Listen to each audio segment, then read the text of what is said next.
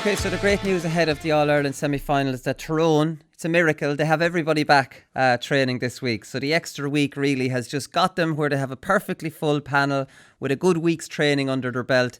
And I think that's exactly what Tyrone kind of wanted in the end. Like, I mean, they said in their statement a week ago they have decided that it's not in a position to field a senior team last Saturday. I don't believe that for a second.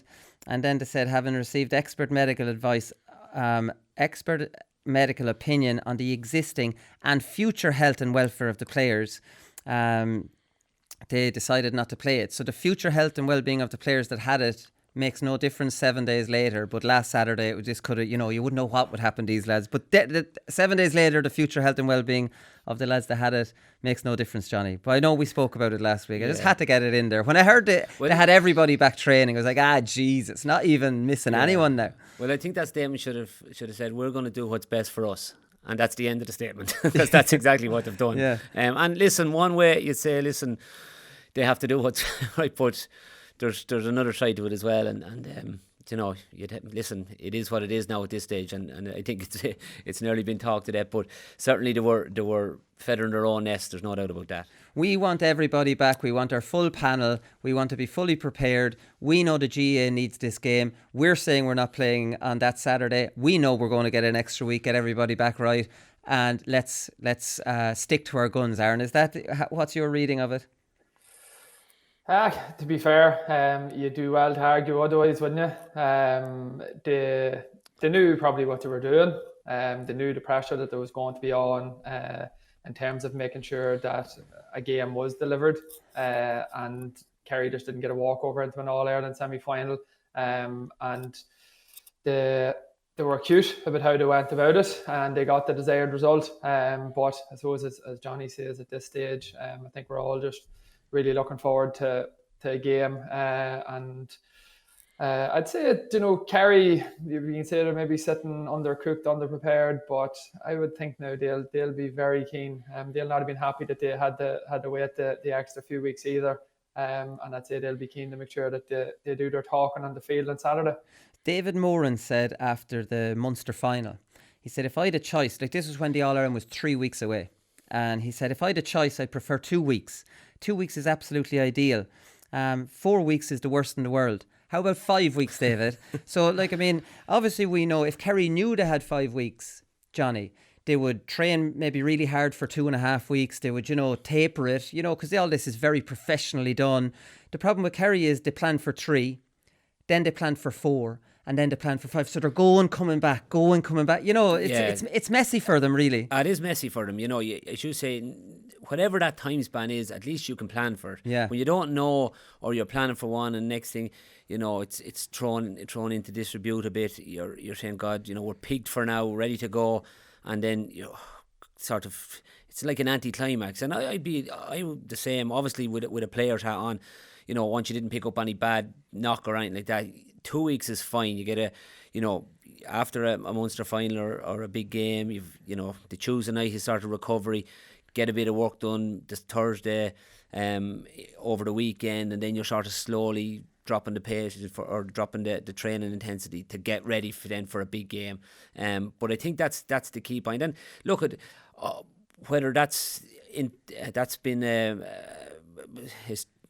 a problem for Kerry, shall I say? We'll know after Sunday. If Kerry go on and win, it'll be, they were sitting there, not a word coming out. Kerry, typical Kerry, and they were primed. They didn't care. They were ready.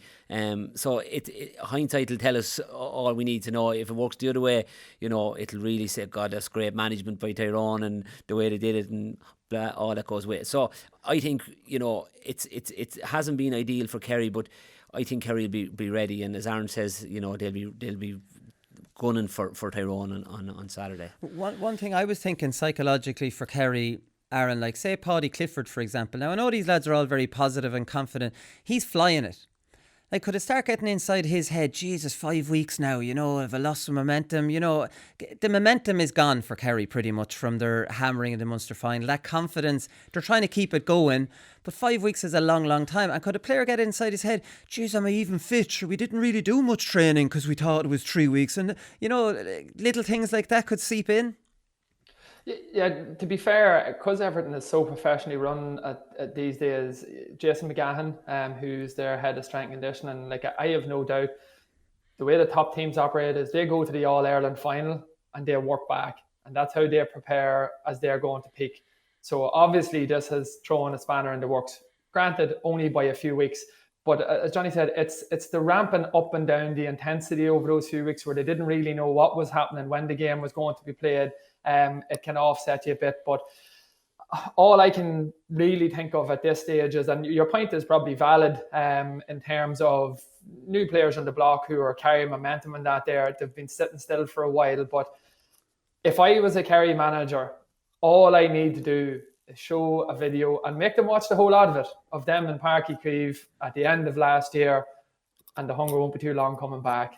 Watch the last minute of it, watch the ball going in, see their faces, see the reaction of them, and that'll be enough to let them know we must be up for this game, regardless of what happens. Like back then, it was tactics, it was weather, it was a COVID season, whatever it was. Now, there's more excuses now if they want them, but they cannot let happen what happened last year. And I would say that's still very, very fresh. I read an article where Paul Murphy, even this week, he's been referencing it again and how hurt and disappointed that they were last year. So it is still very fresh in the minds of those Kerry players. And I think that's what they will be using for I suppose, drive and motivation to fill the gaps this past few weeks. Yeah, no, I definitely think they will. The favourites tag probably won't affect them maybe like it did that day. How do we read into the league result, this freak result that happened in Killarney? Now, Paul Murphy played it down and he did make a right point. He said we had a good result against Tyrone in the league.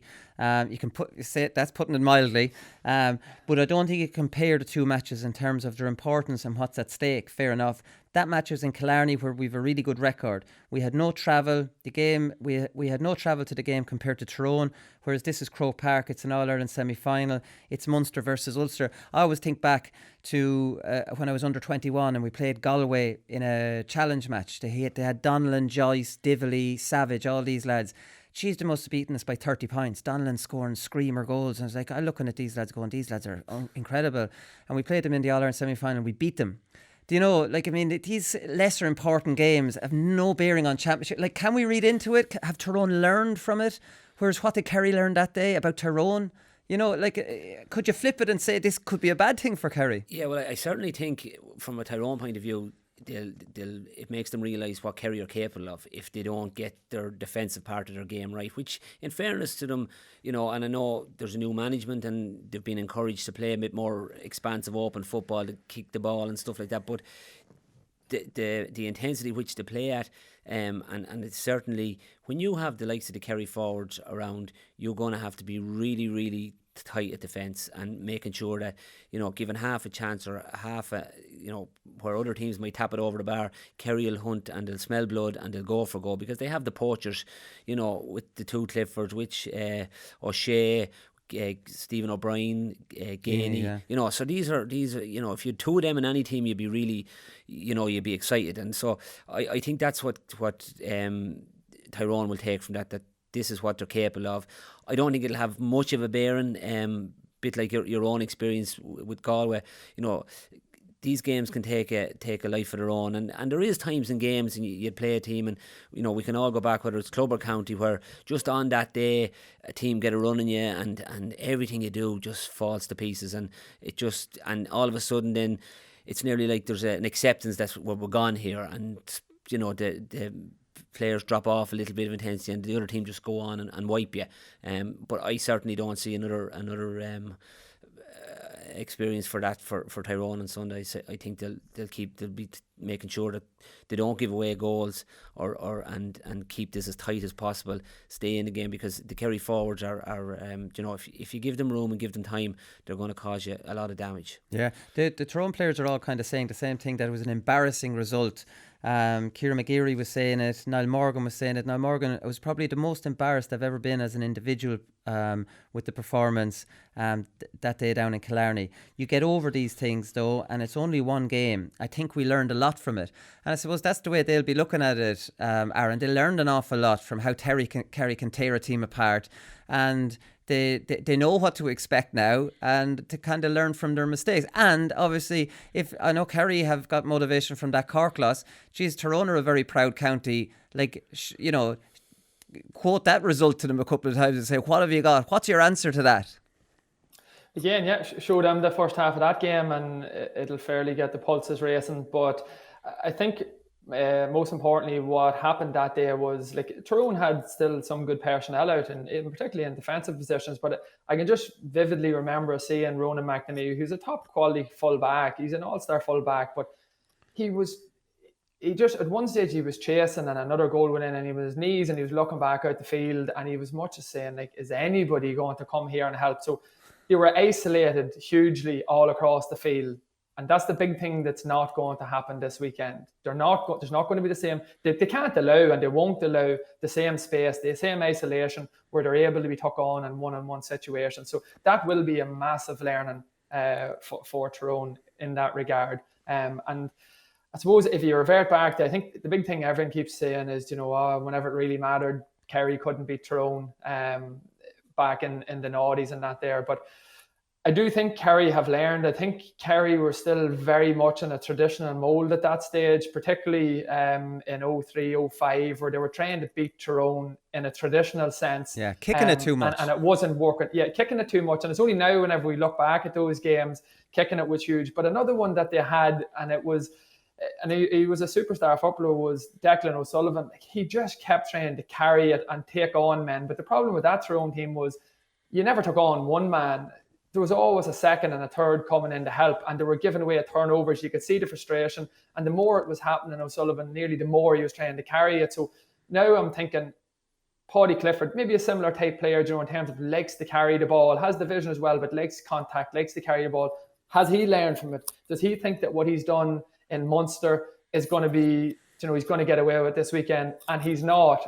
But I do feel that Kerry have learned. I think Kerry are much cuter as a county as a whole. They're more streetwise in terms of your modern day traits in football. And I can't see them getting caught in the same regard as what they did back then. Yeah, no, me neither. We'll definitely talk about how Tyrone are going to approach the game and all the tactics involved in part two. One or two other little stories I wanted to run past you lads before we get into that is the All-Ireland build-up. Like, I mean, Mayo beat Dublin last Sunday. I work in the media, and I know a lot of people listening will go, will you shut up, Wooly? Who gives a, who cares? Stop playing that old card all the time. It's only journalists care about this. But I think there's a wider point to be made here. So Mayo beat Dublin last Sunday, and they did a press conference last Thursday.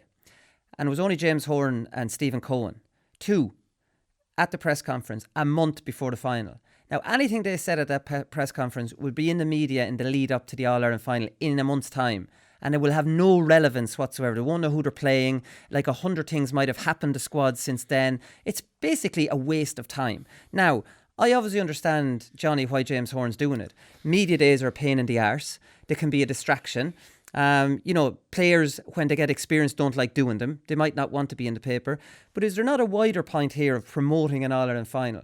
And should the GA not, hold counties to, have to do these kind of things? That in the second last week before the All-Ireland, say when Tyrone and Kerry play, that whoever wins that game and Mayo have to do a media day and have to provide 5 players. And they have to be, they have to be available to promote the bloody All-Ireland and have it all over the papers the week before. They always talk about competing with the Premier League and with rugby. How's a press day a month before All-Ireland with 2 members of the entire squad doing anything to promote Gaelic games? Again, I wouldn't criticise Mayo because I understand why they're doing it. Yeah, and I understand why they're doing it. And I would often, week of a match, and I 99% of the time never minded if a lad wanted to talk about it. I'd talk all day. But then a week to the match, you're thinking, I don't know that number. I'm not answering that, because you were you didn't want to be over talking and thinking about it. So I understand the Mayo, but I certainly, and this is goes beyond it for me as well from a GAA point of view.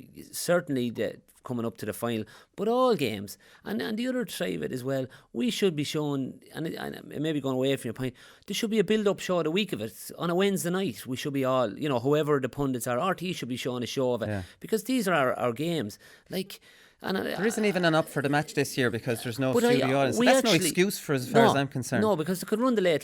Yeah. And no studio audience. And if it was only trips down memory lane or, looking at different matches. Bit of imagination, a bit of imagination is right. Or go out to a few schools or whatever the thing is, or out to a few areas, which you do see in maybe the promos and stuff for, Marty arrives in Ballina or something like that.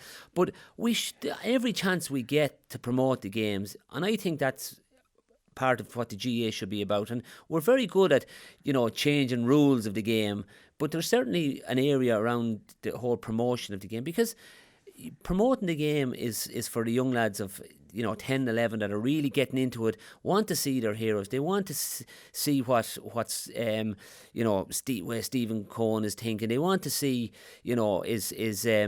what's the story with Aidan O'Shea if he's injured, and that's all part of the bigger picture, and it sows the seed for the next generation. So I'd be very much of the opinion is, and as I say, Mayo just want to get it out of the way. It is a distraction. It's done now. End of it. We concentrate on football. And I get that. But I certainly think there should be a lot more promotion of our games. And even, we should be, over the winter when you're flicking through the channel, what will I watch? We should be able to watch a game on a Wednesday night. Whatever game. It might be a game from, Kerry and Dublin. Caher are great. They're brilliant. Underage games all the time, which Absolutely. is fantastic. Yeah, but RT and Sky have rights, and I think they disrespect their rights. Yeah. In that, if you have the rights to show 30 games, you should have at least two TV shows to complement that. And Sky the same. RT have nothing, zilch, zero.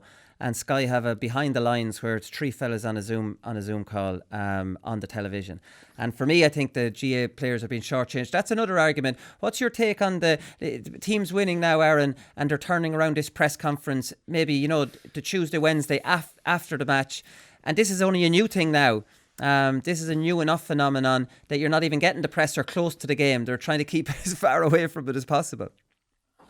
Yeah, I fully agree with you. There was this whole uproar whenever we talked about shortening the GAA season, shortening the county season, affording more club time. We're going to be lost to all other sports. Yeah. So we're at peak time now, and the Premier League's just starting back, and the All-Ireland final is the big one.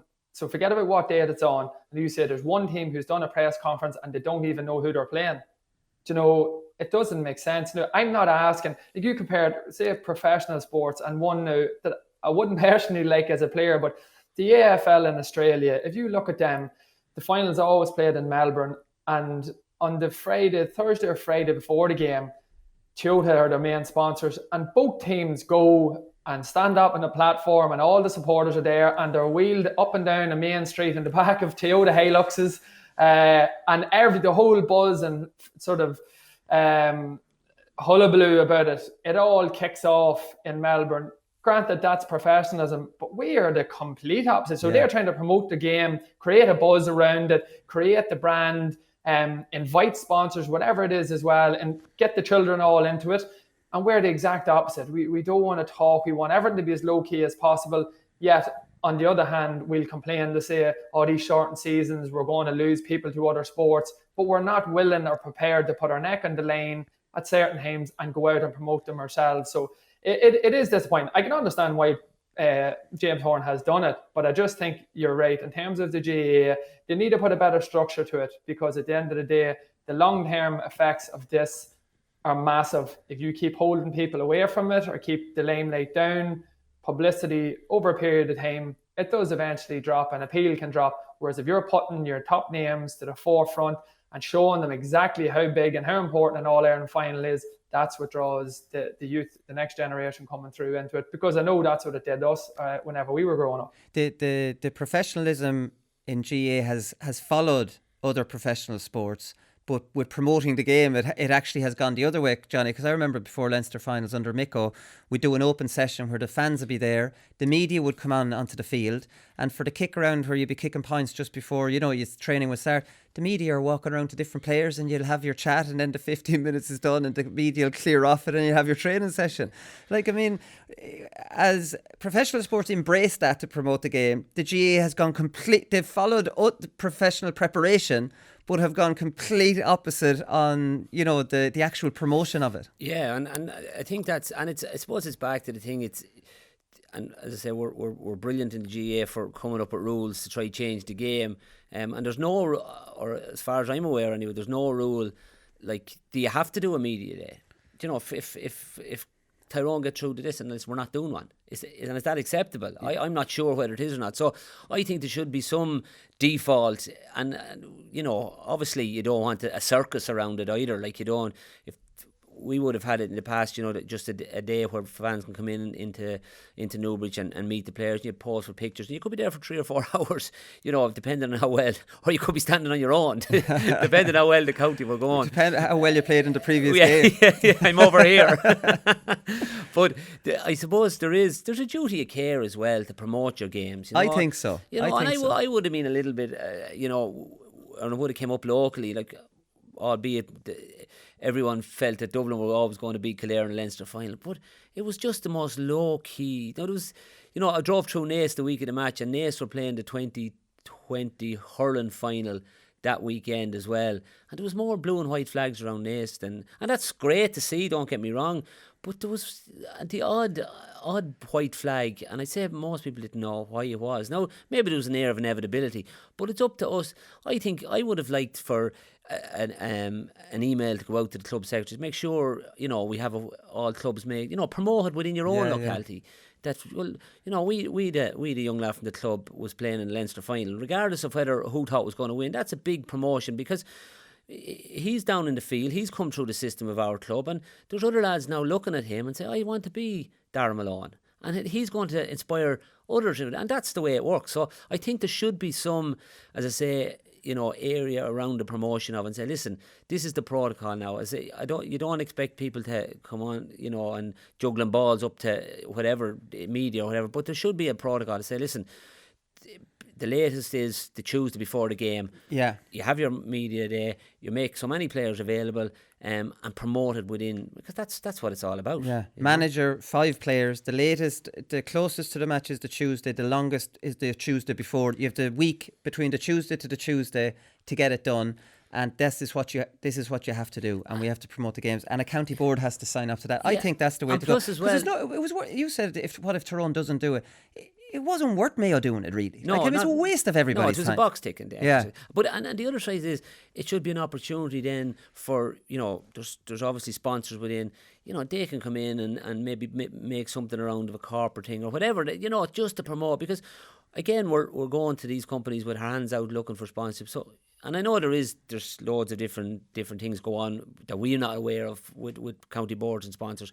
But here's an opportunity to grow the brand, your own GA brand, the game as a whole, and then, you know, just give your sponsors a bit of a platform as well. So it's a huge opportunity, and I think it's been definitely undermanaged in my book. No, I completely agree.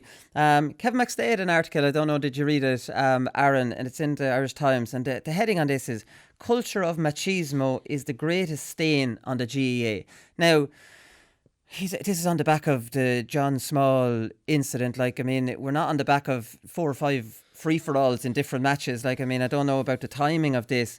He goes on to talk about the 1980s and different examples of when he was playing. Like, that's 30 years ago. It's like chalk and cheese of the games back then, which could have been fairly rough compared to now. They're completely sanitised now. And then he said, "I was working with Sean Kavanagh recently on the Sunday game. Before we went on air, I asked him if the game was meaner or dirtier now than in my time of playing. I was sure he would say no, but he suggested that the dark arts of the modern game produces a meaner type of intimidation.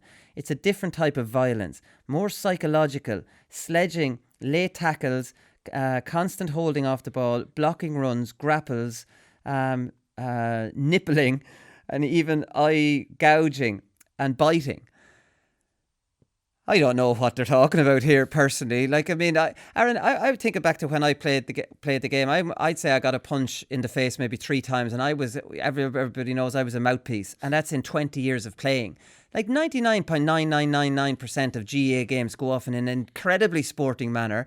And where is he coming out trying to, on the back of a John Small shoulder, which was an attempted shoulder, horrible consequences, that wants to say, and this was being retweeted by people, maybe with an anti-GA agenda, like trying to paint GA players in a, this kind of machismo. I don't know, Aaron, what's your take? I'm surprised the Shock have like a different type. It's worse than the 80s now, we're meant to believe. Well, I didn't play in the 80s, but I've seen footage of it. Colin did. Yeah. I'm older than you. We're the same age, aren't we? Minors in 96. You're in your peak in the 80s, Wally. To me, not at all. There's no way you could compare the physicality that went on then compared to what it is now. Yes, you do get a bit of variables, and you'll have someone swinging out of your county player in a club game, but well, from my own perspective, it's never crossed a level where I felt intimidated or worried or whatever.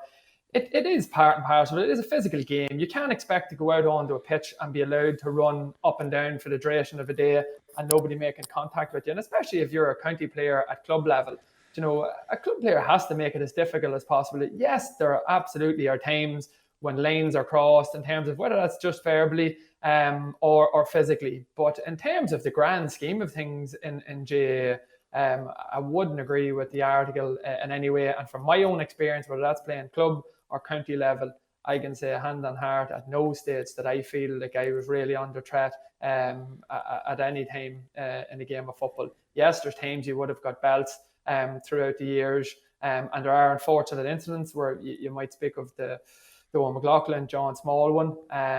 But again, put that into context. The lad was trying to hit a legitimate fair shoulder. Like, and just off head, I can think of, I remember it was an All-Ireland final where Colin O'Rourke, he was just knocked out cold. I believe it was against Cork in 87, 88, and they're overthrowing water on and trying to get him back up. And eventually he comes back onto the field, but that was a dirty blow where he was hit straight down the middle. And that was maybe something that you would have seen back then, but levels of that physicality in the game, and hasn't been for a long period of time. What do you think, Johnny? Yeah, I'd be very much in agreement with that. We spent 5 minutes talking about the promotion of game, and now, this is anti-promotion. For a GA man like Max Day to come out with this. Now, I know, listen, it's hard to come up with content for articles, but we're nearly at All-Ireland final stage. Yeah. It's not hard around now to write a piece like that based off one incident, which was an accident. Yeah, and like, it's a contact game. Is there sledging? Of course there is. There's loads of it, and that's part and parcel. And most lads, I've got it. I've gave it. If it came to fisticuffs, I was better at name calling than fighting. So I was better at name calling. But the 99.9% of the time, even if you're on the receiving end, a lad will come up to you, shake your hand after, and say, "Listen, sorry about that," and you say, "Listen, don't worry about it. It'll be me saying sorry to you the next time." And yes, you get there's belts and lads lose the head and all that. But I think if we, a lad coming up and mowing you with a box, them days are gone, because you do that now and you'll end up in the High Court. Very isolated. Now, they still happen, but it's terribly rare. Yeah, consider. Yeah. And rightly so. Like, I'd listen to my dad, who played in the 70s and 80s, talking about different games where it was just, they boxed from one end of the match to the next. And how lads weren't, carted off the hospital. He talked about one game that they played, and there was that much swinging, the ref went in to stop, and someone had burst him a box. Like, that's how.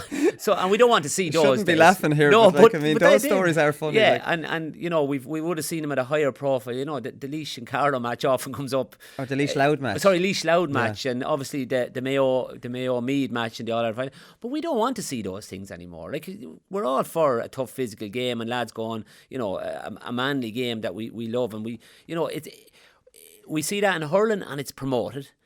We talk about in football, and it's like hurling's going soft too. Hurling's not promoting it as much as they used to. I think I think society is turning soft. Yeah. Well, we're turning very PC about everything. Yeah. In my book, and look at it. Everyone has to get up for work in the morning after a game, and you want to. But you go, it's a competitive game. You want to be. And I would be a firm believer. What happens on the field, we keep it on the field, and lads do lose the cool. I've have to come up to a referee after match and apologise because I said too much. And the vast majority say, "Listen, that's part of the game, don't worry about it." But I think coming up with an article like that doesn't, like, you look at from the football starts now at 7 years of age till, we'll say, the average age is about 33 or 34. How many players in the country are in that bracket that play the game? Thousands and thousands. Yeah. I'd say it's such a minute percent of incidents.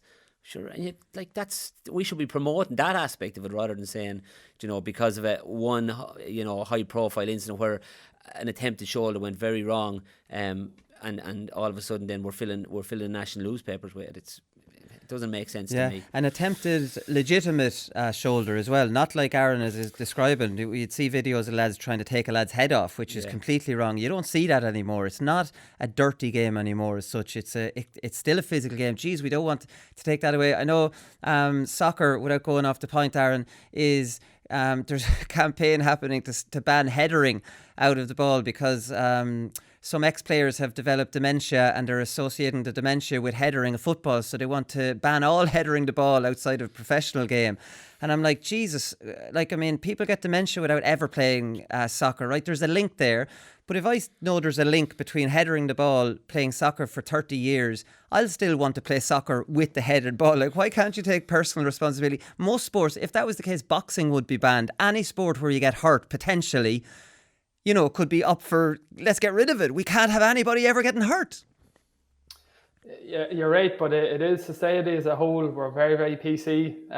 We can't be seen to be talking out of turn, or there's something that might be blatantly obvious this day and age where you don't agree with it, and particularly with the likes of social media, you daren't put your head up to disagree because you'll be torn to shreds, particularly online. So and I think it's something that's really spiraled this past 2-3 years, where everything in all walks of life, whether that's sport or employment or whatever, it's changing, and not all in circumstances for the good as far as I would be concerned. Yeah, one last one on a lighter note is Rob Kearney has gone back to his club, back to his roots. He played in the county final 2004.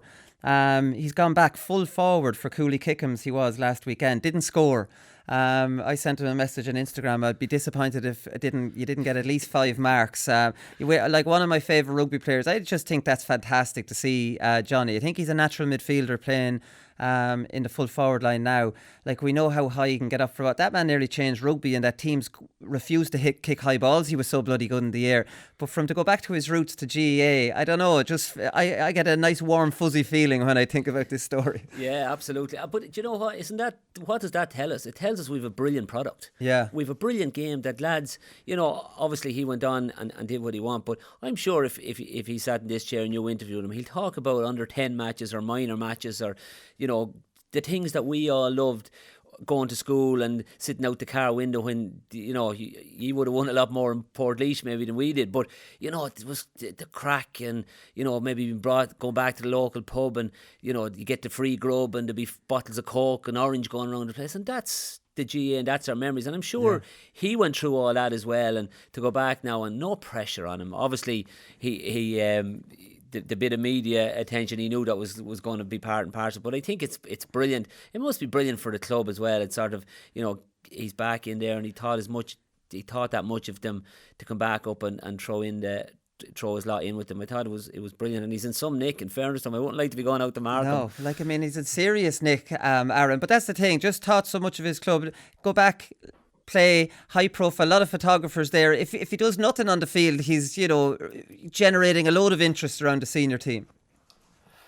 Yeah, I've got to know Rob just from years ago, from he was only starting out. Our county physio with Armagh back in mid-2000s, a guy called Owen O'Neill from Cooley, and I met Rob up at his practice a couple of times, and very, very briefly now would have kept in contact with him through the years. But whenever he had retired from Leinster and Ireland last year, or didn't renew his contract with him, I just sent him a message just to say, well done in a fabulous career, and best wishes, whatever you're going to do. And he was heading to Perth at that stage, but he said at that stage that as soon as he came back, he was going to go back to JA to give it a go. And I think what makes it even better is that everyone who he would have played with, they're pretty much gone. Like, he wouldn't really know anybody that he's going back in there. Yeah, he might know families and that there, and obviously he has a great connection with the club, but in terms of the actual people he's playing with, he wouldn't have a clue who any of them are. But he's still, and he could have went and played maybe a bit in Dublin, where I'm sure that's still where he's based, but the fact he went back and he's given something to his community. But like Johnny said, the big thing is, like, we're not too far. Across Glen we're obviously in the Armagh border. Cooley would only be about a 20-25 minutes away. But the buzz is crazy. The numbers of people going to watch training, let alone the people who are training with him. And I've spoken to a couple of younger lads who are there, who just out of minor and are playing with Cooley, like, and they just can't believe that Rob Kearney is there training. And like you said, unbelievable shape. Obviously keeps himself in great nick. But he said himself his skills aren't where they want to be just yet. But he's an ultra professional, very proud man. And I can guarantee he will do all he can over the coming months. And I think it's something that he wants to do maybe for a year or 2 years. He's proud in himself and his own performances. And I think he'll put huge effort into bringing his skills up to a decent level. And whether it takes him beyond club football, we'll wait and see. But nothing would surprise me, even from a cultural perspective or a performance perspective. Or getting bums on seats next year to build this new stadium that they're looking to build in Louth. Well, maybe they've a ticket that they could try and work with there. I'm thinking of him like the Aussie players playing compromise rules, catching a great mark and then trying to punt it over the bar, because that's how you kick the oval ball. Like, he'll have to learn kicking around the corner all over again, which is obviously the big difference. But he has it. It's in his memory, which it isn't for the Aussie. The Aussie boys would break your heart sometimes when they stand up to it straight on. Yeah, well, I'd say that's still in his locker. Like, I've no doubt there's times when he was away on camps and stuff like that, the round ball might come out and he'd off the wall just for something to do. So I don't think he'd be too long coming. It might take him a while to be kicking points from 60 yards and off both feet, but I'd say he's not too far away from where he needs to be. But it's a brilliant story, and it'd be one where would him and Mickey Hart have conversations would it get him into the Louth squad.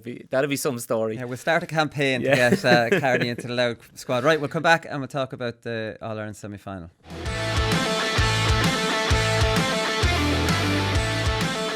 All right, so Tyrone versus Kerry. Aaron, I'll start with you. What kind of Tyrone? I think we know what way Kerry are going to play. We know their style of football that they like to play. It's very, very attractive. Whether the opposition allow them to do it or not is the question. Will we see the Tyrone in the Cavan and Monaghan game where they're trying to kick it a good bit forward? Or will we see a more of a, get some more bodies back behind the ball and play more of a running game, which we saw against Donegal?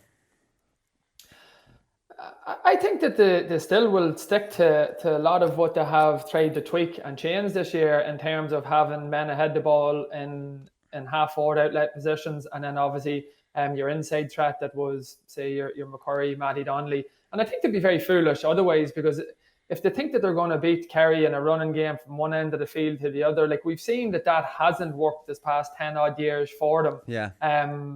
Against the top teams, it hasn't worked. It hasn't been able to generate enough scores, particularly in Croke Park. It keeps them in a game, but they won't win it. So I think their best way forward is to try and see if they can be a threat to the Kerry inside lane. Now, it has to be a fine balance in terms of not leaving themselves exposed at the back in terms of one-on-one situations like they did in that league game. But I think given the fitness levels and I suppose the characters that they have in that middle eight and how some of them have really played themselves into form since that drubbing in the league, I would say that's more the game that they wouldn't have been happy with, I suppose, the intensity that they brought to that game or any level of physicality. But if they want to do anything and they want to get enough scores on the board, they have to have that kicking option to their half forward line who can feed quality ball inside. And some of the scores that, if you just think, it seems like a lifetime ago now, but you think back to the Ulster final and the quality of foot pass, and particularly in the first half and the movement from the inside line, it would be a shame to go away from that and not have those same options, because I think ultimately it's going to cost them the game in the end if they don't do it. The difference, we've talked about this on the show before, the difference between the Tyrone kicking into the full forward line and the Kerry kicking into the full forward line is when Tyrone kick it in, they're hoping Matty Donnelly will take on his man and score. There's not as much interplay when it goes in, whereas when Kerry goes in, it goes in from that bit closer, so there's a pop-off, and then there's a goal. They're a lot slicker with it, Kerry, but Tyrone can still hurt Kerry even with that longer kind of ball, because in 2019, Johnny, it was 9-5 at half-time. Colin McShane was running amok. in the full forward line. And, could you see him starting? He's had 4 extra weeks than they thought he would. How many matches is that? Like, unless he was one of the fellas that was sick, we don't particularly know that, or had COVID or a positive case. He caused a lot of problems for Kerry. And Matty Donnelly would cause a lot of problems for Kerry.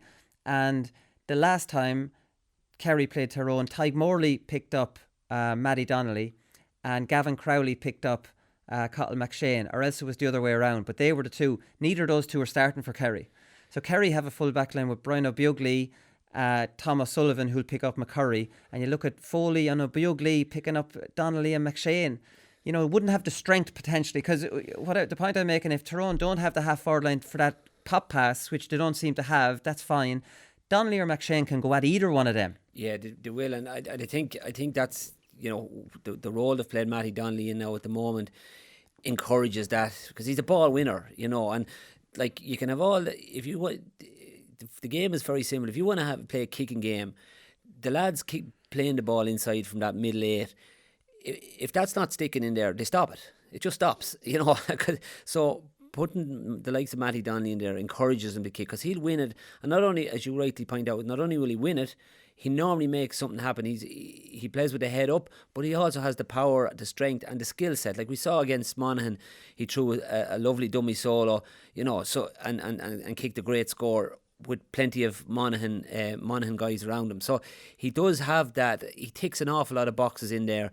And I'd say, Tyrone will be looking at that and looking at the matchups and who might pick him up.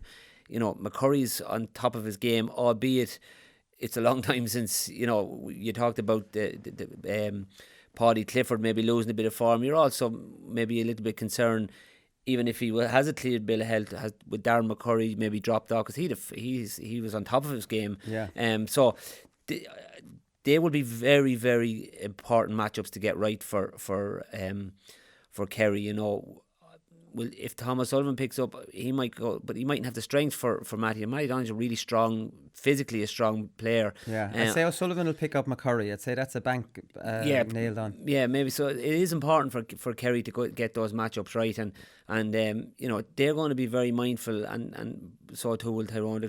If you're talking about Kerry's weaknesses, everyone points to that full back line. So, and even though it hasn't been tested probably in this year's championship, but certainly in the past it was an area that would have caused Kerry more concern. So it'll be interesting to see what way that pans out. Yeah, definitely. If they play the big men in there and Tyg Morley isn't playing, you could see a bit of joy for Tyrone. Can you see Tyrone playing a full-time sweeper, Aaron? When you look back to that league game, the Kerry half forward line have to be tracked. Right, there's no doubt about that. You're looking at Paddy Clifford, Darragh Moynihan, Stephen O'Brien, all these fellas, Sean O'Shea, when they float in and out, and Swap Geeney can be out there.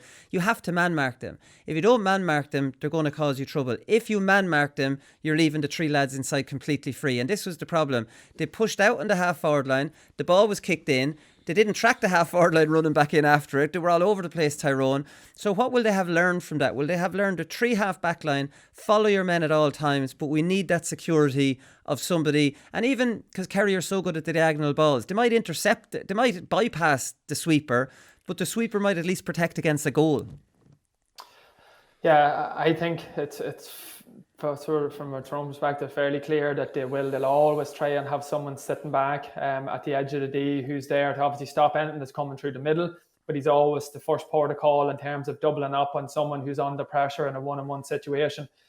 Where I suppose it'll become interesting for me is if you're talking about the 3 halfbacks all having the mark and tackle.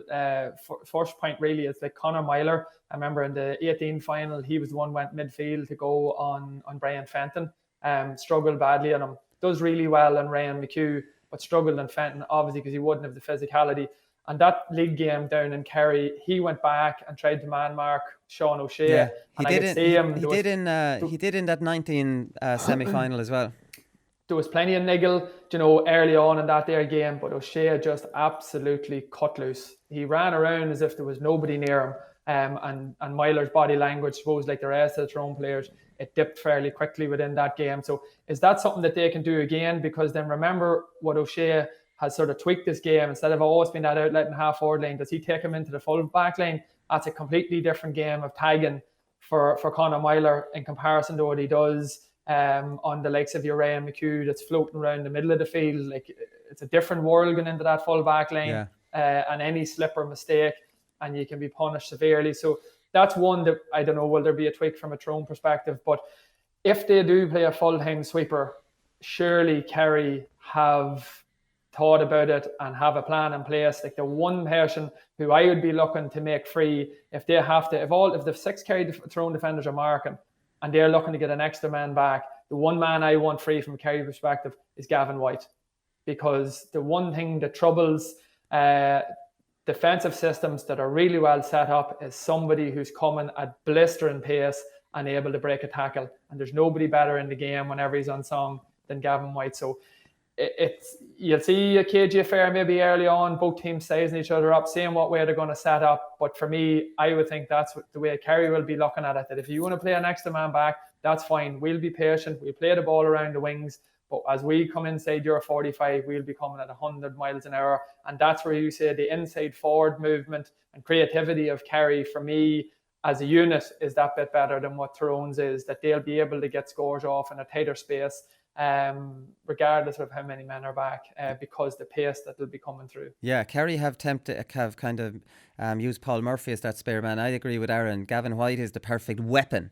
It's like you put Gavin White as the spare man and tell him to bomb forward. That's like Tyrone going, oh shit, what are we doing playing a sweeper? This is stupid, whereas if you play another fella who's just comfortable in a sweeper, you're almost like doing exactly what they're doing. How about you use your spare man to really hurt them and make them regret ever giving you that spare man? I don't think we see that enough of that, Johnny. No, probably not. And as you say, when you do have someone of the calibre of Gavin White and come on at those, because that's where it's going to really hurt Tyrone. If them runners at pace, maybe taking the tackle, and you've the likes of Kearney and you've Clifford, and he's just coming on the loop, left or right foot, And in fairness to I think you're going to see a massive game out with Clifford. He's been a little bit.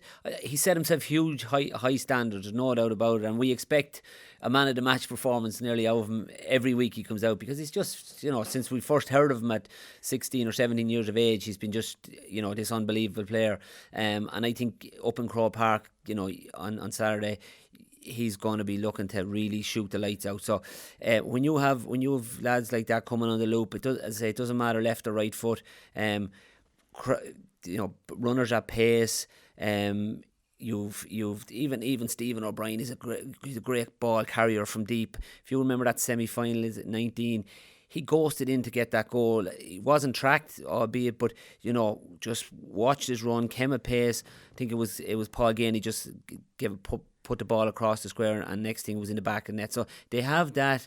If you've got enough runners coming at pace, and maybe not even to get in, but just to drag players. Like if someone comes across hard run or diagonal run, you got to go with him, as simple as that. Or if he's not been tracked, the sweeper has to track him, because if he doesn't, you're in trouble, and all of a sudden then that leaves space for someone else. So I think you're going to see that movement in the Kerry full forward line coming from deep, obviously trying to get it in as quick as possible, but they're well capable of carrying a pace, and as I say, once they get it into that in around the D, they'll think nothing of shooting the lights out, and I expect that's where Kerry are going to be really strong. That's the thing, just moving around. Like, I take your point, Aaron, about Conor Myler. I don't think he'll mark O'Shea for that reason, because the Kerry will have talked about it, and O'Shea is very comfortable going in there, and Myler doesn't want to be in there. Maybe Hampsey is more suited to him. I was looking at the 2019 matchups. Ronan McNamee took David Clifford, Hampsey took Geaney, Conor Myler took Sean O'Shea, and Kieran McGeary took Stephen O'Brien. They were the matchups then. I don't think Kerry will get away with Gavin White being the spare man, because I think Myler track him. That seems to be a job for either him or Michael O'Neill. Tyrone seem to be very conscious, definitely playing Donegal and playing Monaghan, of playing almost two wing backs on their two attacking wing backs. Yeah, I'm not sure that they would go with Hampsey out at centre half back, just because you're probably talking about two inside forwards of Clifford and Geaney. And that could be a role. They sort of would like Michael McKernan to be the cornerback that comes out, and they like to have Hampsey and McNamee, the two that sit inside. Like, one person who would be a great matchup, and it's whether they go with him, is Kieran McGeary on to Sean O'Shea. But he's having probably his best ever season for Tyrone. So you could take away from what he's been brilliant at in terms of defensively, he's been top class, but his link play, his ability to get up and score, if you're giving him a really focused man marking job, you could be robbing Tyrone of something really good going forward. So for me, he could be a player that could end up going on O'Shea. Just on another point, I suppose, whenever you're talking about the Matty Donnelly one, like the 19-2 finals, and it was surprising at the time, but he did really well. But Tom O'Sullivan actually went on Con O'Callaghan in both of those games, and physically you would have thought Con was just way too strong, and it would have been a decent matchup. But he did well in them on both of those occasions, so it could be an option for Matty Donnelly. Matty is very, very similarly built in terms of physicality and raw power, like O'Callaghan is, but you just wouldn't know it with Peter Keane. He's obviously a very hard man to read. Yeah, they played Jack Barry the last time, wing forward. That would be a mistake as far as I'm concerned. I don't think he's needed against Tyrone. And plus, whoever's marking Jack Barry, you're giving him a handy job just to drop off him into a sweeper role. Because, you don't have to... That's the brilliance of Kerry is that their half-forward line can all hurt you. Yeah. I'd worry about Peter Hart marking Paddy Clifford or marking Stephen O'Brien. Peter Hart could find the going pretty tough because he's not used to his strength probably wouldn't be marking. But if they play Jack Barry wing forward, or even Diarmuid O'Connor wing forward, remember Spillane played wing forward, I always think that's... Yeah, he's going to do a bit of work, but what's the man marking him going to do? He's just going to stop and hold and mess up your kicking game, you know? I can't see them playing Jack Barry a half forward. I think Darragh Moynihan will be back, I presume. Yeah, and he's another option. He was flying it before. And he's probably a more effective option than Jack Barry. All right, he gives you an option maybe for kick-outs on that wing, but certainly from trying to hurt the opposition, someone like Darragh Moynihan would be, would just add to the Kerry machine up front.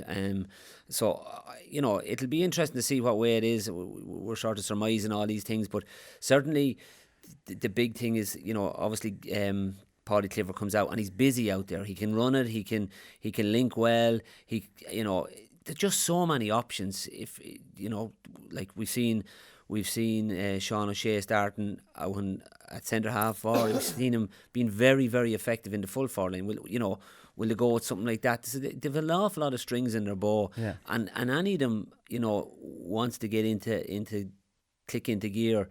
You feel that they can really hurt the opposition. Other than Clifford, none of the other Kerry players, they're popping up anywhere. Everywhere. You're wondering where they're playing, because Yeah. Geeney's sometimes beside Clifford and then he's out the half-forward line. You're wondering he might be kicking a ball in. Clifford's the only one really that exactly he's going to be holding. He's going to be inside. But again, if you were to bring him to 11 onto the half-forward line... Stop, don't do it. But you wouldn't think he's too out of place. Yeah. Obviously we want him inside, and he probably will be. But if you were trying to do something different, you say, listen, we'll get this lad on a bit of ball, go around the half forward line now, because he's such a stylish player. And he goes into positions, and he's one of these players. He never looks to be travelling top speed. He just glides, but he gets away from his man. He can solo left foot and stick it over the bar with the right foot, and he's so much in the locker. And if he wasn't in the game, I'd be saying, drift out, get on ball. You're sending your brother into the corner who's not making it that much, much weaker, or Kearney will drift in. I just think there's just huge options in that Kerry forward line. That's the thing, and the options, and the fact that none of them hold their positions, that you're going to have a situation where someone, either Tyrone hold their positions and don't do man marking, or else they man mark and you find a situation where Peter Hart stuck in with Geeney in the corner, or Darragh Moynihan, or Paddy Clifford goes back into the corner, and McGeary has to follow, or Stephen O'Brien. That's the danger, Aaron. And if you go just hold your positions, there's the whole crossover, I've lost him, who am I on? There's a confusion there, and it probably is because if you're not at the match, you're looking at Kerry, you're wondering where a lot of these lads are, where they're actually lining out. Yeah, that passing people on in the heat of championship battle, very dangerous. Whenever you're under pressure, communication has to be absolutely spot on there. And if your tongue's out, maybe just the communication mightn't be as good or mightn't be as clear as it needs to be. So I would probably see definitely be a few key men that'll have to be picked up. But I agree with you. I think it would be very foolish on Kerry that. I think if you think back to the Cork game last year and playing Brian O'Bugley on half-forward lane, think back to the All-Ireland final, pushing Gavin White up there, completely lost. If they have the personnel who can work and trouble the scoreboard, that are forwards, out and out forwards, not midfielders, not halfbacks. I think it would be very, very foolish of them if they didn't go with 6 forwards that are fit and available, because what it does is, like you said, it stops any Tyrone defender from being able to drop off his man. If they want to play a sweeper Tyrone, they have to then bring back a forward or a midfielder, and then that a forwards carry the attacking halfback or the attacking platform from the defence with the spare man that they want. So they're dictating the terms of the game then. If this Kerry team are serious if they're going to be All-Ireland champions, I think what they did last year, obviously well documented, wasn't good enough and wasn't, I suppose, fitting for the quality of players that Kerry have. I can't see them making the same mistake again this weekend. Yeah, no, me neither. To be honest, what about the kickouts, Johnny? Like, I mean, we're going to get a bit of entertainment out of this because there's some screenshots going around of the Cork-Kerry game where Brian Hurley's on the edge of the box. There's no goalkeeper in the goals. There's no defender near him. So the goalkeeper, Ryan, is out on the 45. The entire full back line is up there and Brian Hurley's standing with his hands up in the air like this. As in, get it down to me. Now, Niall Morgan, it's a very, very dangerous game. And again, I don't agree with it. I think it's a bit kamikaze. Niall Morgan, of course, and Roy Beggan did it in the Ulster final. Again, more kamikaze. Beggan nearly got caught out. Niall Morgan is one of the biggest kicks, like a boomer. Surely to God, Niall Morgan, after doing it himself and seeing how risky this is, can you see Kerry? Because, of course, a lot of these things, I love it. Like, I mean, okay, I don't love this one, but on a one-off game like what Kerry did, you can shock a team. And it's after the game you sit down and go, Jesus, well, sure, we should have done this. And you get away with it once. But when you do it once, surely you have to maybe stop doing it the next time. Or Niall Morgan, I'd have forwards just running the same direction as the kick out as long as you can and hoping something bounces down for them and they're through on goals. Yeah, well, the Ulster final was like a sideshow with the two keepers. They were just it looked very much off script, and Morgan more so than the Kerry keeper is probably. We'd expect a little bit more. Yeah, Shane Ryan, but Shane Ryan's been the first one to do this. Yeah, I just don't associate him as being as kamikaze as Niall Morgan. Maybe it's the fact that Morgan comes up and kicks frees and he gets on the score sheet a little bit more. Ryan just comes to the 45 and covers a space. He does, yeah, and we've talked about it before. Is this going to be a trend? And it is going to be a trend, because back to the thing is, it's all the goalkeepers all over the country at 15 and 16 that are looking at this and saying, oh yeah, I like a bit of this. So it's going to, you'll see a little bit more of it. But I think what Kerry will do is, like they've done in the past with Dublin, they're going to obviously press the kick out. They have Mourne and maybe O'Connor in the middle of the field, or will Spillane starting, which are two good ball winners. Albeit Morgan has a huge boot on him, but I would say they look to press the kick out and attack it from the midfield area, and it's just it'll be interesting to see. Will the I can't see either team trying to give up the kick out too easy, and probably Kerry don't want to be going short too often.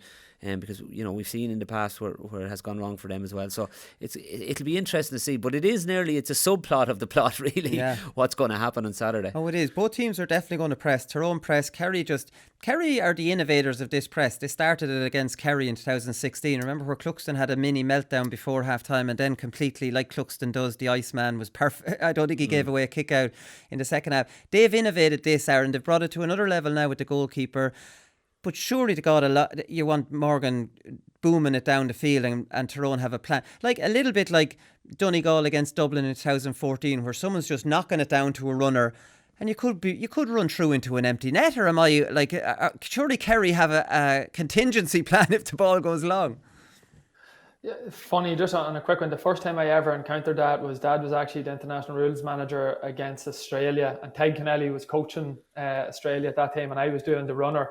And Australia started it that night, so I think that was maybe 2015. That could be where Kerry got it then. They left, it was Bernard Brogan and Conor McManus completely free.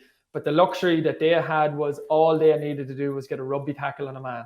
And the player was stopped. So that's why Ireland found it difficult to get the ball up the field. It started really well, and then the second half, Kennelly was out telling them this is what they had to do, and it worked well for them. But Kerry, then you say the following year, definitely brought it into JOE and adapted it themselves. The only thing I would say is, number one, fetching around middle of the field, Kerry have the better fetchers. They want to force Tyrone into going long because they'll believe that they'll outfetch Kennedy and Con Kilpatrick.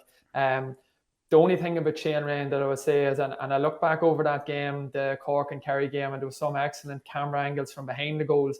He come out and he stood in left half back on the 45-metre line, but literally as soon as the Cork goalkeeper had made contact with the ball or was about to strike, he was turning and sprinting straight back along with another defender to get back goal side. So I would say he could still come out and look as if he's blocking a space, make himself look big, but they'll be hedging their bets, like you say, that they're not going to get caught with the long ball over the top, the same as what Rory Beggan got caught out in the Ulster final. I think they'll have learned from that. But what about on that one, Aaron, then, that Niall Morgan just lands one over onto him? What does Shane Ryan do that in that? Like, what's he there for if it's just going to land on him? Is he just sprinting back again and saying, like, this is I've just called your bluff now and I'm just going to stick a few out on top of you?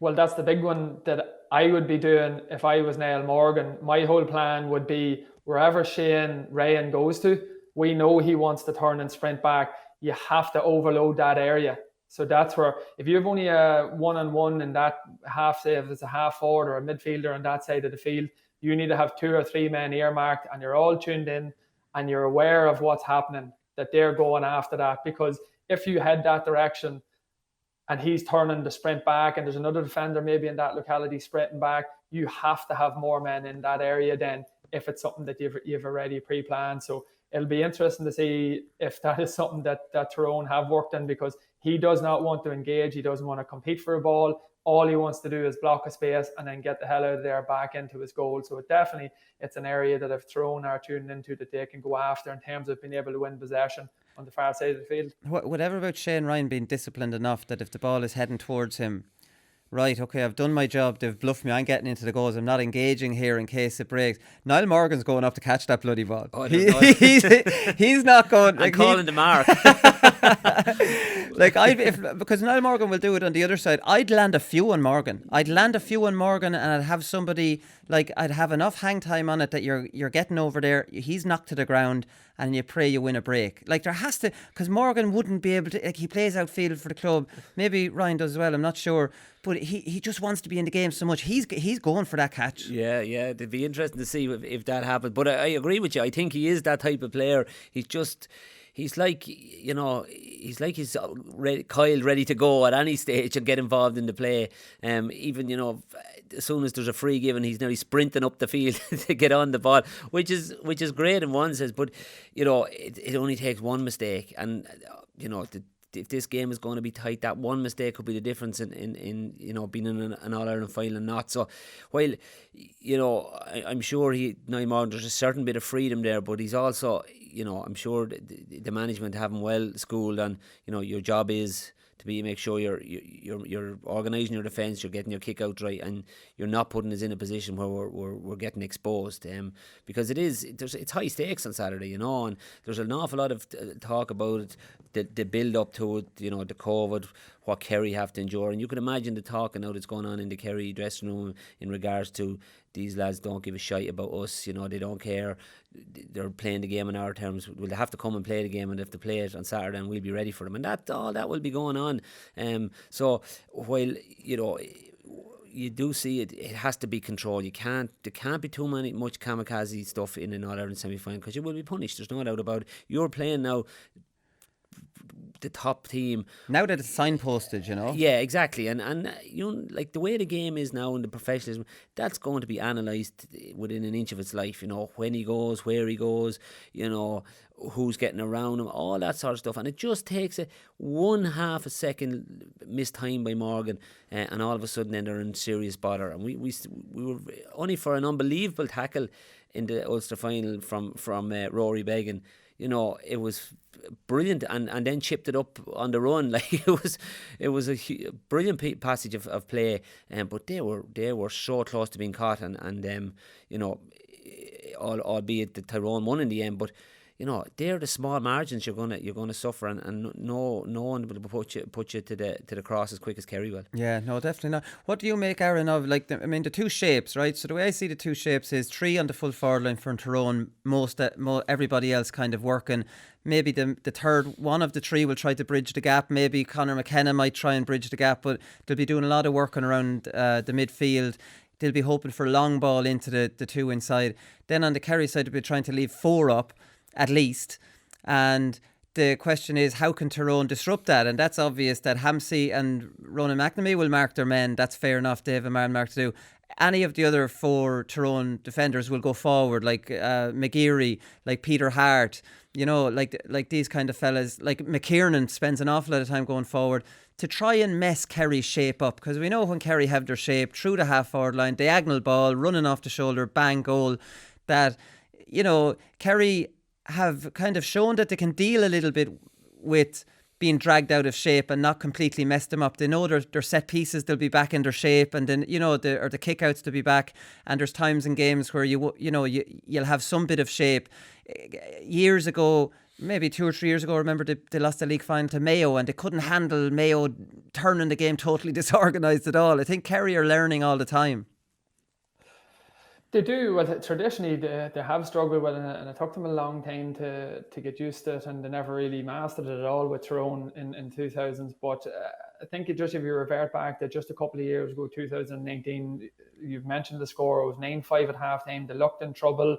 You couldn't see where they were going to get the scores from, but they sorted it out at halftime and they implemented it. The players did on the field. I would see Kerry has been way improved in terms of obviously conditioning, but just their know-how in that at this level. They're all very much more experienced. Now, the big thing is Tyrone just need to ask more questions of Kerry defensively. I think they need to take a few more risks. A lot of the good ball, like you said, that did go in the first half against Monaghan was going from sort of midfield, 65-metre line. There's a long sort of flight travel in that there. It's sort of predictable in someone's body of what angle they're going to put that in. I'm just thinking offhand, Conor McKenna put in a couple of super balls, but you could tell before he kicked it nearly where it was going to land, by the shape of his body going off the outside of his boot. So can they get Kerry players in one-on-one situations themselves, closer to their half-forward line, that you're getting a more structured pass inside for ball winners, and then the runners come and flooding off them? Because are they going to beat them in points? I can't see it. I think Tyrone are going to need to score at least 2-3 goals if they have any chance of winning this game. And for that to happen, they need to have more people up the field. And it's a point that you raised earlier on. The inside forwards tend to be left to fend for themselves and kick their own scores, other than maybe McCurry looping around. But it's not that they have a flood of men coming off their shoulders, powering through to get goal scoring opportunities. It's something that they would have done whenever the running game was going good against maybe lesser opposition. But in terms of getting that kicking game, it's one area that they definitely can improve on and might do in time. Whether the month has been enough for them, I don't know. Yeah. Last point, sorry, Johnny. Yeah, just on the other side of it, from Tyrone point of view, and even the conversation we're having here is all, how it's going towards Kerry, and it's a little bit reminiscent of the semi-final with Mayo and Dublin. We couldn't see where Mayo were going to get the scores, and and I think maybe Tyrone will have learned a little bit about from the Mayo game, albeit there was a little bit of a meltdown from Dublin. But I suppose the big worry for Kerry is the coming in. There's nothing to prepare you like hardened battles along the way, and they haven't had that. Where Tyrone have had that, and I think Tyrone are going to, they'll stay in the game as long as they can, and then squeeze the life out. Let's put Kerry in a position that they're really uncomfortable. We didn't see where Dublin just scoring 14 points. We just couldn't see it. And that's how it transpired. Now, I know every game is different, but I think Tyrone will have learnt a little bit from that. Even though their style is different than Mayo's. The great thing about football is there's no guarantees. That's the only guarantee. And Saturday, when we look at it and you expect the Kerry machine, particularly in the forward, to click into gear, but what if it doesn't? Which has happened in the past. So I think that's the great thing about it, and there is unknowns, and the build-up has been different. You don't have a huge amount of league form because it was only 4 games. I just think that makes it even more intriguing for Saturday as well. And I certainly think if Kerry or if Tyrone sit down and looked at the way Mayo approached it, albeit I don't know whether it was by accident or design, I thought like it was completely dead at halftime. Thought they were gone, you may go home, Mayo. But they just went at it, that sort of just expansive football, ran like they were never going to run before. It was a bit chaotic, there's no doubt, but they put Dublin in a position that they were really uncomfortable. And I think if Tyrone do something like that, it leaves them with a really good chance. Now the next question is, have they the personnel to do that? And I suppose that's the big question. No, I definitely take your point that Tyrone are more battle hardened. Like, that goes without saying. Kerry have not been tested. They didn't look great at all at the start of the Cork match. A Donegal battle and a Monaghan battle Tyrone have come through. And I'll just paint a picture here, Aaron, that Tyrone get the extra week and they had 95% of their players back the week before. And they're saying, boys, we're prime for this. We're coming through battles. They're waiting for us. Don't mind them. We're prime. We're in the long grass. No one's giving us a chance. They think we're all sick. We've most of you back. We're after playing a trick. I'm only suggesting that, this could be an ambush. Could it be an ambush? Could Tyrone have had the majority of their players back middle of last week and them training hard, driving it into them as we're coming with the shock of the year? Well, after Mayo, obviously, but we're ready for these boys. These boys, the whole country thinks you're sick. You're prime for it, lads. Could this be the case? We know what Tyrone are like. They'll do anything to win.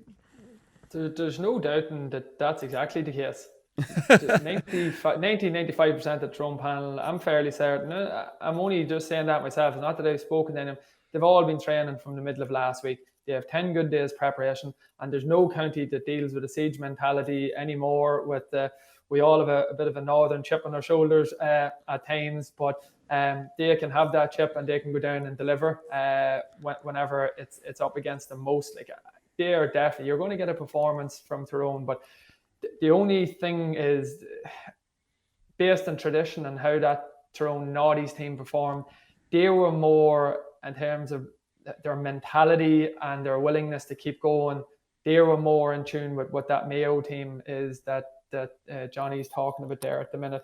I'm just not sure that this Tyrone team has the mentality to match that has gone previous to them. Not yet anyway. And I think that's where ultimately they might just come up that bit short this weekend. They will be primed, they will be up for a battle, they will stick it to Kerry. But I was at I think it was 2018, the Super 8 started, and O'Shea, Clifford, these boys, that was their first year, and they were playing Monaghan and Clonus, and I just wanted to go to the game because, I wanted to see Kerry, and it's very rare you'll see them in a championship game this far up north. But I remember before the game started, you had your Vinnie Corries, Desi Moans, these boys over lacing into these new Kerry boys, saying, welcome to Clonus, welcome to Ulster. But they didn't take a backward step at all. And that's 3 or 4 years ago. So Tyrone can bring all the physicality, all the, siege mentality that they want. But ultimately, I think you're looking at a crop of Kerry players who know that they need to start winning All-Ireland titles. They need to deliver regardless of what is thrown to them. And I think ultimately that's going to be the difference whenever it comes to it this weekend. They must win. And Tyrone would like to win an All-Ireland. Kerry have to win an All-Ireland. Yeah, I think that's true as well. Johnny, what's your prediction? Funnily enough, I'm not as sure of Kerry beating Tyrone as I was of Dublin beating Mayo. I want to confuse you here. You're scarred after the last. No, I look at it. You're looking at the pros and cons of both teams. I just think if Kerry click into gear, I think that from the forwards they have, I think they've got a little bit more solid at the back. Yes, there might be a little bit of frailty there, and they have the ball winners around the middle. I just think they have too many aces in the pack. If Clifford has a quiet day, if O'Shea even has a quiet day, he'd still chip in with 7 or 8 points maybe from frees. They've just too much. They've too much attacking options for me, and even allowing one or two to have a quiet day, I still think, you know, we talked about the Spillans that might come on. You know, you've young Moynihan might come on. All Tommy Walsh throws in another dynamic. comes in. You know, so I just think they've too many aces in the pack, and I'd be tipping Kerry to win. Yeah, I go the same as well, Aaron. I know you're Kerry from the last thing that you said. I'm the same. I think Kerry just simply have to win it. I think, like what you said, I think they'll have too much. I think Tyrone will have taken a lot out of the Killarney game.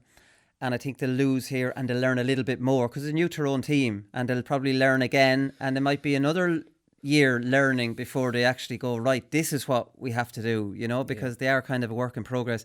So I think it's 3 Kerrys, just like it was 3 Dublins. So we'll see on Monday. Somebody's going to be wrong in here anyways. So that's it. That's all we've time for. We'll be back on Monday morning and review that game. So we'll talk to you all then. Good luck.